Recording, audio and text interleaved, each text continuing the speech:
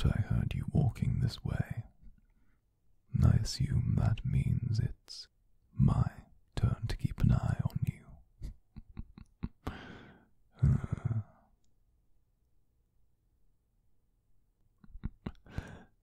Please, I find no burden in spending time with you. In fact, I rather enjoy the challenge. Having someone here I could feed on, but would kill me if I did, is rather good for teaching the beast self-control.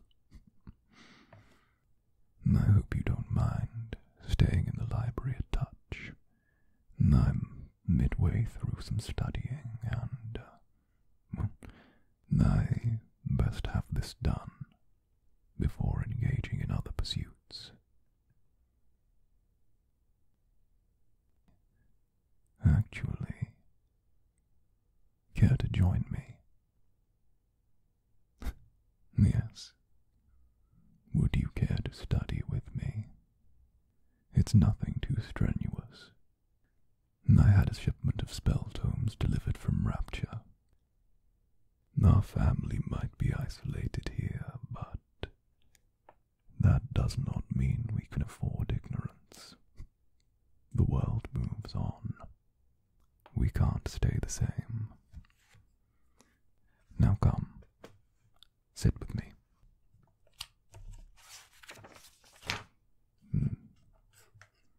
Most of what I'm doing is simply copying spells into my own tome, but it gives me room to innovate on them. We're the Knights of Dusk.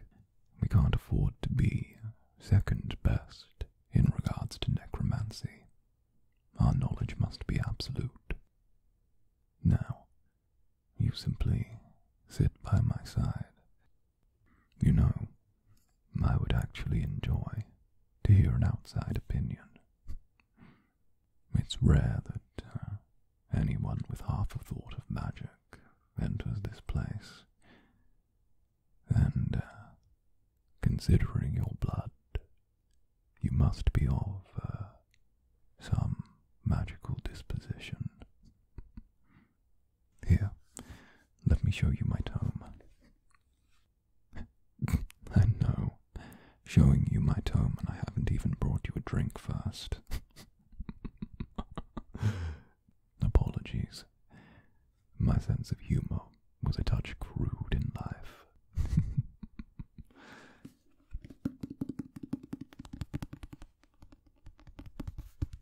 Leather bound.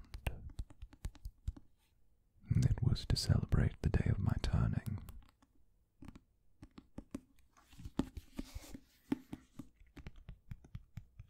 He said that he took this all over the world with him. He and his human companion.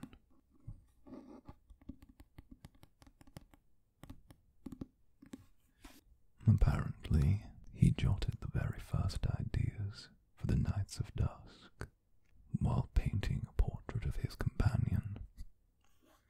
A portrait that still hangs in this castle to this day. Here, have a look. Most of my work is a touch derivative, but I think you'll see the beauty in it. You see, I've been reading some interesting papers by a Sucrios of Rapture. He puts forward that it may be possible to combine necromancy and oneromancy, and thus creating a bridge to the beyond through the world of dreams. It's an ingenious idea, if untested and horribly dangerous.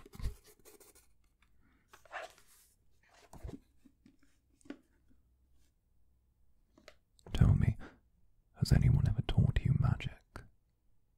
I don't mean some copper-piece pyromancy peddler, if you'll excuse the alliteration.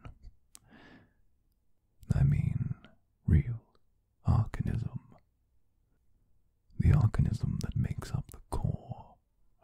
has done that is so a part of this world that any can do it, provided they have the knowledge. You see, the only barrier between the ordinary and the extraordinary is knowledge. That's my belief anyway.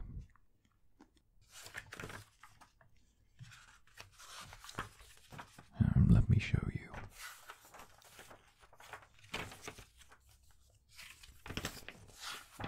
Yes, this is the arcane geometry in the textbook, while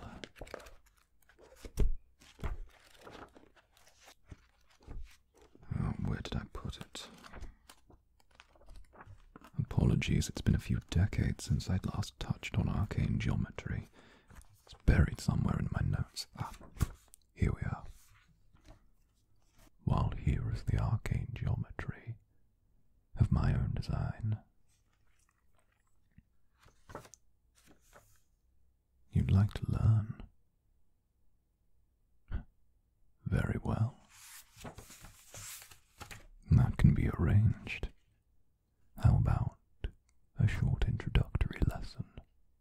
Something to see if that blood of yours gives you any potential. You see, arcane geometry isn't perfect. The more powerful the creator, the greater margin for error is allowed in the work. If you're serious about learning, wait here a moment.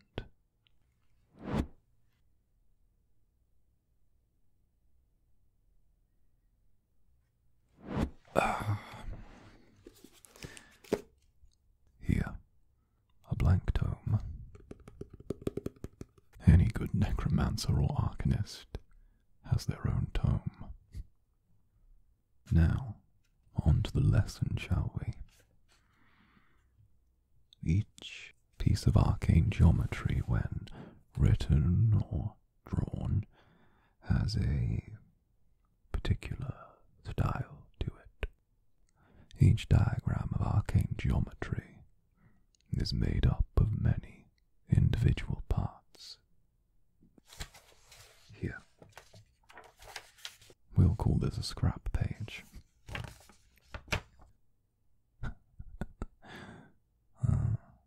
Enthusiasm. I missed that. Well, we'll start with the basics.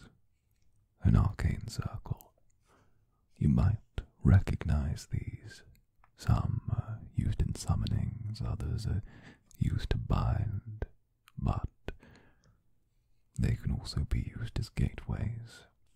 They're as simple as you need, and as complex as you desire. They are made out of 4 core parts. The outer style, as you can see here. Then, an arc within to signify the alignment, the energies that you wish to draw upon. Then, usually the focus, a central point. Usually this is the caster channeling what they've created, but in the case of wards or latent magic, the focus can be anything, a direction, a thought, a passion. You simply need to know the arcane script for it. The problems arise when it comes to finding out the script for each word. Much of arcanism is a lost art, dating back to the days of the Crimson One. From how I understand it, some in Rapture would pay a small fortune for a chance of discovering one of the lost arcane scripts. Knowing just one unknown word would give you enough gold to buy a castle. Then, finally, your style. It's the equivalent of your signature, the thing that binds your work to you. Each person's is personal. Each step is unique, and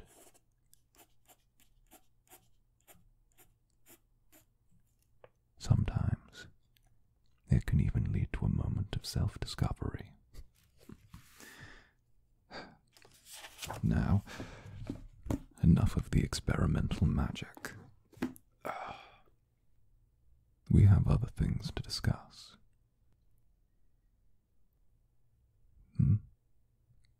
The accident.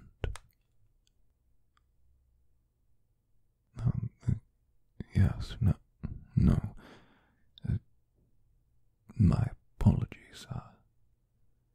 No one's brought that up for quite some time. Yes, I remember the accident. What happened to your predecessor? It was a preventable tragedy.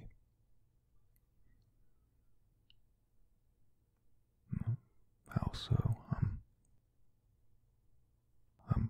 Sonny's beloved.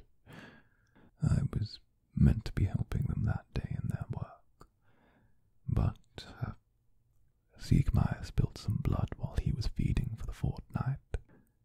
I felt it best if I excused myself. I felt it dangerous and inappropriate to be around Sonny's beloved while my beast was not fully in check. The last thing I ever wanted to do was hurt them. I never would have done that. Never. It's why I offered them a way out. The same way out I offered you. And you both said the same. Do you intend to investigate what happened to Sonny's beloved? I had hoped that wouldn't be the case.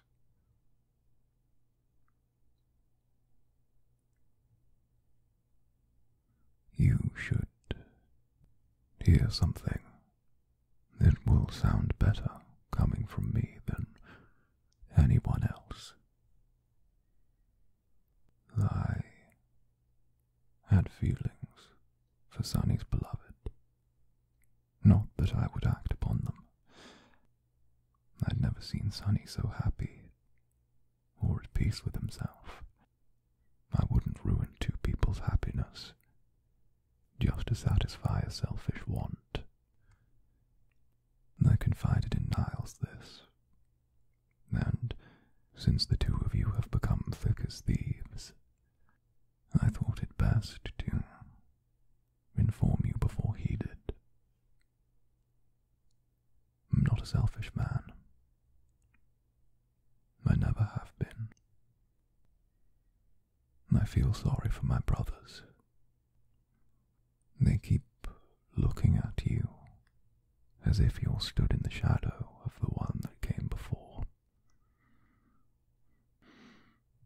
The truth is, you are entirely separate, your own person. My brothers can't see the individual that is here without creating a comparison. What you've done on your own here, surviving Niles, Sonny, wanting to protect Siegmeyer, even forgiving me for my loss of control. As far as I'm concerned, you're 2 steps shy of an angel, with the streak of a demon.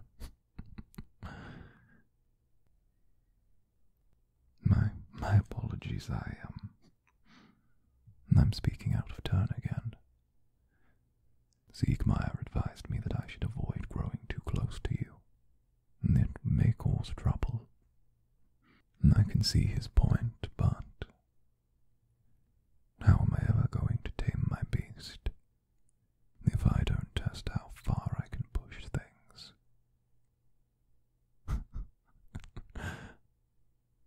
Well, we've already had a lesson. How would you feel about an experiment? You heard me right. An experiment. Stay still. How does this feel? Me being next to your neck,